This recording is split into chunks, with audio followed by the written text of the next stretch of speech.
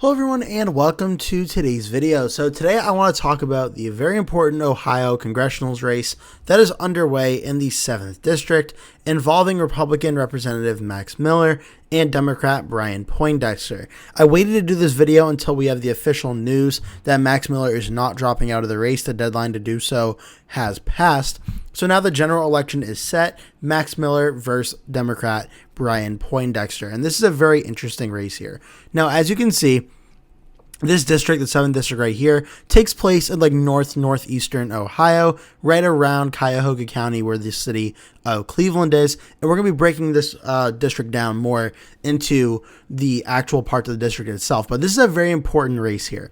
Now, just for context, this is a district that was won by Miller in 2024 by about 15 points over his Democratic opponent, Dimer, and a third-party candidate as well, Kucinich. And overall, it was a 15-point Republican win. It voted for Miller in 2022 by about 10.7% over that same Democrat candidate, Dimer. So in both elections in 2022 and 2024, this has been a likely Republican district. And in an election like 2026, which is expected to be more of a Democratic-friendly midterm year, it was possible this race could get more competitive. It may even fall under 5 points, but Max Miller would probably hold on and win without really too much of a problem here. Even with the current polling numbers here for the national average, showing Democrats across all the averages here up about 6.7% of the vote over the Republicans. Decision Desk has Democrats up about 6.8. Real Clear Politics has it about 7 points. Vote Hub has it about 6.7. Racial White House about 6.9. So there seems to be a lot of consensus among the national pollsters that the Democrats have about a 6 to a 7 point lead over the Republicans across the entire nation. But we're not talking about this race today because of the 2026 midterm environment and the reason for it being competitive. It'd be way too easy for that's why we're talking about this race. We're talking about this race because Max Miller, the incumbent U.S. representative, I don't want to go into too much details. I've already covered it in a lot of the videos and shorts on my channel, but he's facing some very serious allegations of abuse from his ex-wife. The Wikipedia article here sums it up pretty well. And again, if you want to go into further detail, I'm not going to do it in this video today, but you can obviously look up and find the information for yourself. But the abuse allegations in late July 2026, Miller began to face calls from state and national Republicans to drop out of the race following national news reports of abuse allegations by his ex-wife. The allegations, which he does deny, includes scalding his wife with hot water. I don't want to say this one because I'm not sure if I'm allowed to say this on YouTube, but holding a blank to her head, pushing her and hitting her head against a wall, and breaking the collarbone and bruising the shoulder of their 2-year-old daughter. Following the allegations, Miller sued his ex-wife for defamation as of August 8th, 2026 at 4 p.m. Eastern Time. Miller has remained in the race. According to Ohio law, and this is why I waited for this video to come out today, according to Ohio state law, this means the Republican Party can no longer replace him as the candidate on the general election ballot. So now Republicans are stuck with Miller as the candidate. If they want any chance of winning this race, Miller has to be the candidate. Now, it's tough because obviously there's the abuse side of this in terms of what kind of person Miller is and does someone like this deserve to be in Congress. And I think we all certainly have our own opinions on that, and there's probably a lot of consensus on those opinions. But for this video, we have to talk about this congressional race as well through the election side of it. Obviously, we're a political elections-based YouTube channel, and this race, for very sad, disgusting reasons, is now going to be a lot more competitive and a lot more interesting now that it's Miller. And he'll be facing off against Democrat Brian Poindexter, an ironworker and Brook Park city councilman, in the general election. And this race is going to get a ton of national attention now. Again, in a race that should be more of a likely Republican win, is now going to be a very important toss-up race due to Max Miller's character concerns and scandals and allegations made against him. So the current ratings right now, I'm going to go actually look at some of these sources in just one moment here. Decision Desk HQ has this race listed as a toss-up, as does the Cook Political Report. Inside Elections has it listed lean Republican. Sabote's Crystal Ball has it listed as a toss-up. Race to the White House have it listed as tilt for the Democrats. So varying degrees of lean R, toss-up, tilt Democrat, but all are pretty much a consensus that this is going to be a very close race and will not be the likely Republican race that we're used to seeing in this one.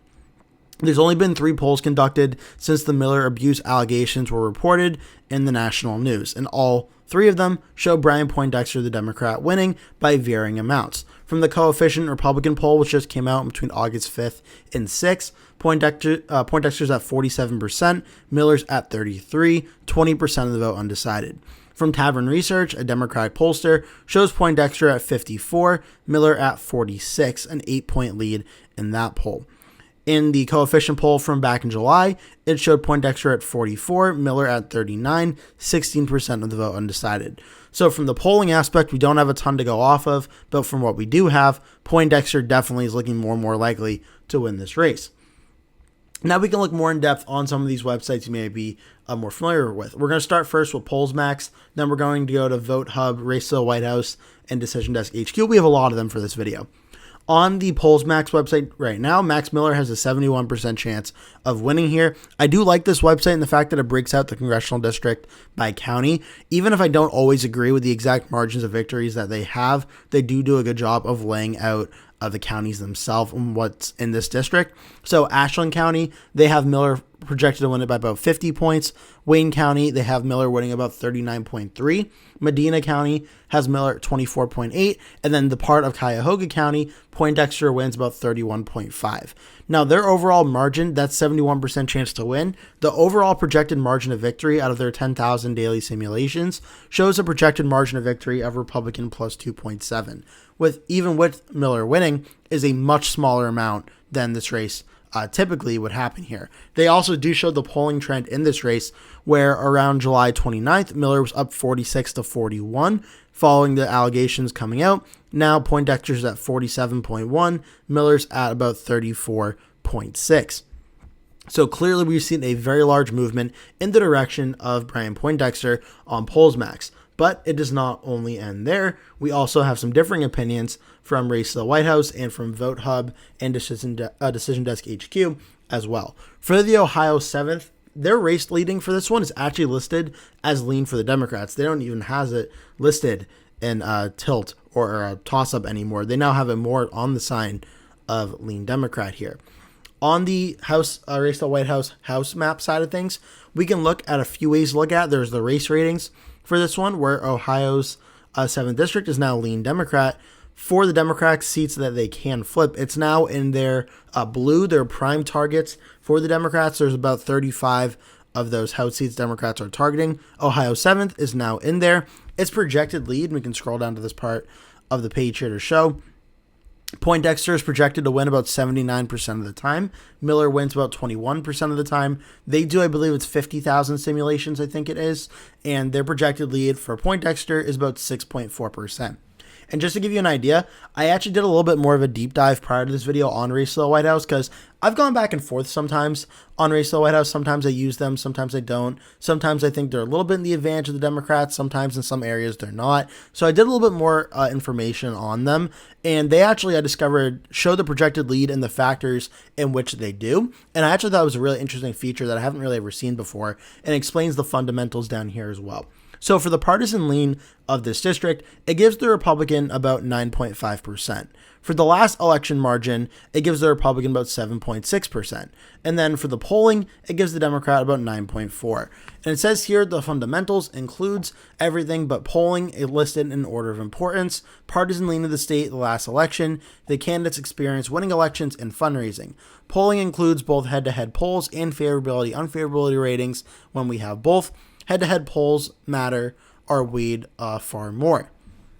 And again, we can see here, look at the odds or chance to win each race. July 30th, Max Miller's at an 89.8% chance to win. Brian Poindexter's down at 10.4%. The abuse allegations come up. Now, as of today, they have Poindexter at 78.9, Miller's at 21.1. Even still, if you want to argue, which again, in the past, I won't lie, I'll be totally transparent on this. I thought there was a little bit of a perception of race to the White House's results being a little bit more in the Democrat direction than the Republican direction.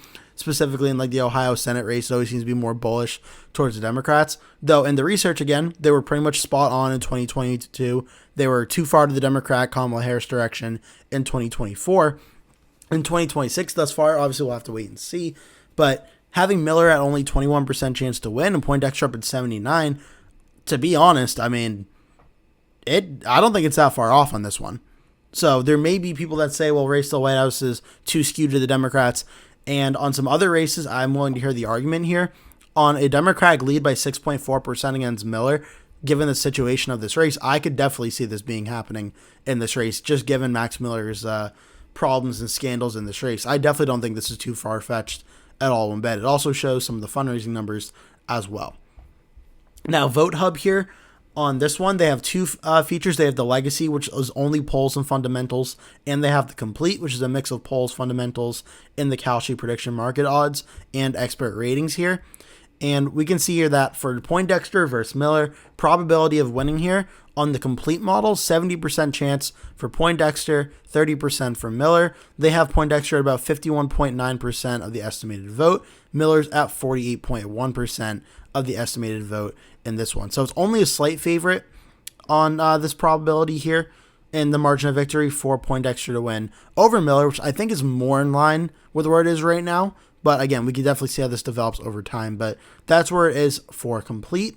For probability, or for the Legacy one here, it's a lot closer. Where Poindexter's at about 57.7% chance to win. Miller's at 42.3%. For the overall vote, it's 50.7% for Poindexter, 49.3% for Miller. So Legacy or Complete, you can argue either one here, both of which have a very close race. That they have Miller losing to Brian Poindexter, and Poindexter narrowly favored to win. But like the Polls Max one, it also breaks it down by congressional district, which I really like. It shows Ashland County about a 36% margin of victory expected win for Miller. Wayne County's down to about 17.7%. Medina County's down to 11.3%. And then Cuyahoga's up to Democrat plus 17%. So it shows how they have it laid out on the Vote Hub side of things as well. For Decision Desk HQ, this is the final one we're going to look at here. They have Miller currently forecasted to win probability about 57%. Poindexter's at 43%, though it does show in the last week the direction obviously is moving in Brian Poindexter's direction here, where we can look back even on July 27th. Miller's at 73, Poindexter 27. Now we're looking at a race where Miller's at 57, Poindexter's at 43.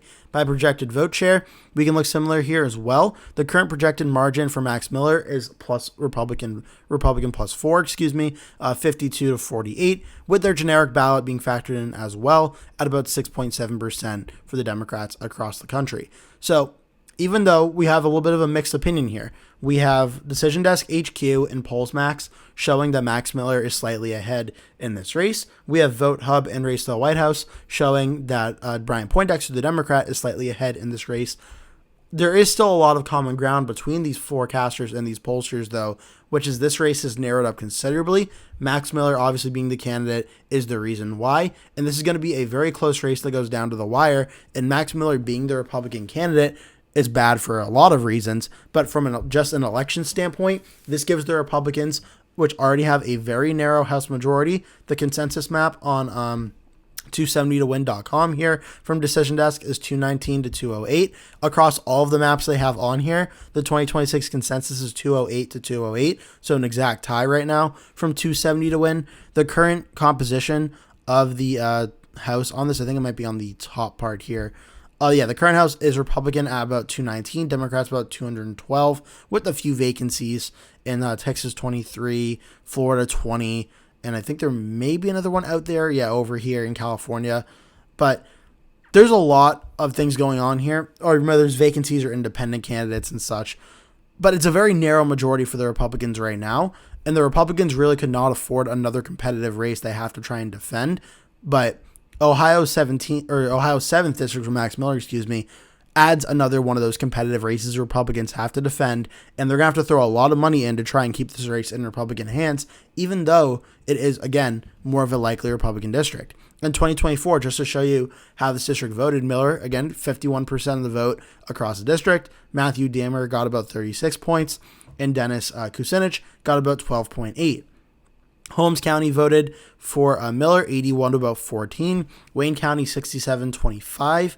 We can look at Medina, 58 to 31. And we can look at Cuyahoga, 44 to 40.85. That's how they voted in 2024. In fact, you know what? We can even look up the 2022 one as well, if Decision Desk has it, because this is probably going to be more similar to this election where it's just the Republican versus the Democrat. Miller won across the district 55.36 to 44.64. So just a hair shy of about 11 points. Holmes County went red about 82 to 17. Wayne County went red 70 to 30. Medina County went red 62.6 to 37.35. And the Cuyahoga voted blue about 50.96 to 49.04.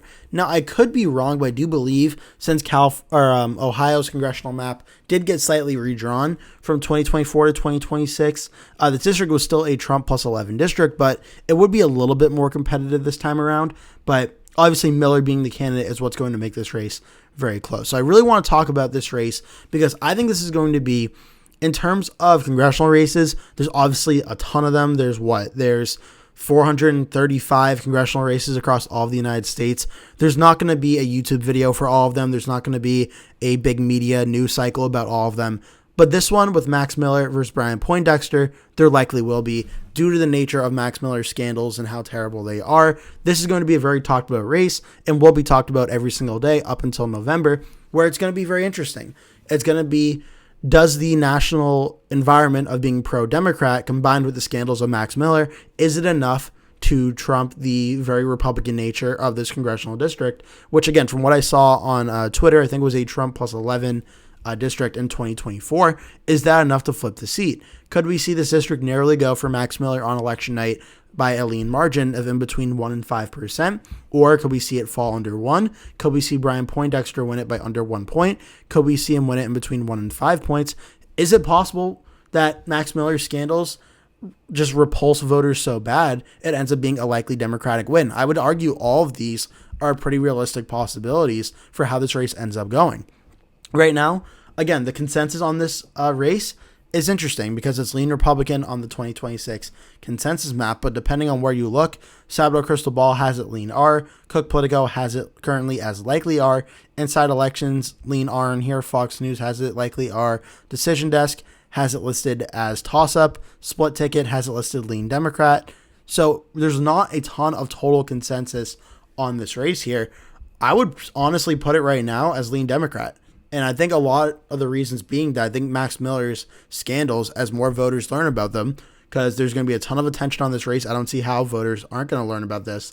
At some point, it's going to move beyond being just Democrat versus Republican.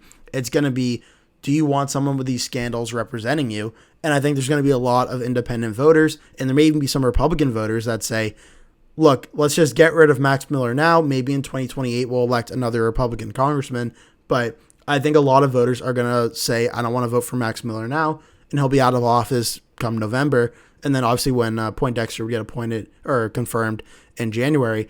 Right now, I would put it as lean Democrat. It's possible Miller could hold on if he can kind of like ride out this storm over the next like month or two if it fades away from the news cycle. Because, I mean, let's face it, the accusations are terrible if they are true, but in politics, there's a new news story like every single day. So maybe it's possible Miller can ride this out and get lucky and find a way to narrowly hold on to this seat. But I think to me, the direction of this race is Poindexter has a very real chance of winning this usually Republican seat. And Max Miller being the Republican candidate just is probably the best gift for Democrats at an election standpoint in the general election. So I think right now this race would currently be listed as lean Democrat. If I were to do my own 2026 House rankings, I would put it as lean Democrat, but I'm interested to hear what your thoughts are. Obviously, it's a very nuanced situation and conversation, but leave all your thoughts in the comment section down below. I hope you enjoyed watching this video. Again, feel free to leave all your thoughts down there. Please also remember to hit like and subscribe, as it really does help out me and my channel and push my videos out to more viewers like yourself. So I'd really appreciate it if you can do that. For now, that is it. Thank you so much for watching. I hope to see you in a future video. So I hope you enjoyed watching this video. If you did, I really appreciate it if you could hit like and hit subscribe as well. It really helped me and my channel out a whole lot if you could do that for me. You can see in the circle in the top left the subscribe here button to subscribe to the channel. On the right, there are going to be two video pop-ups for you. My latest video will be on the top, and a recommended playlist by myself will be on the bottom as well. In the bottom left of the screen, you'll see my channel name, Anthony's Election Center, which you are currently watching. On my Facebook, Anthony.ElectionCenter is also there. And if you want to reach out to me on email, anthpredicts@gmail.com is my email. Feel free to pause the video if you need to. If you want to look for any of these, obviously in more time, please feel free. But for now, though, that is it. I really thank you all for watching and hope to see you in a future video.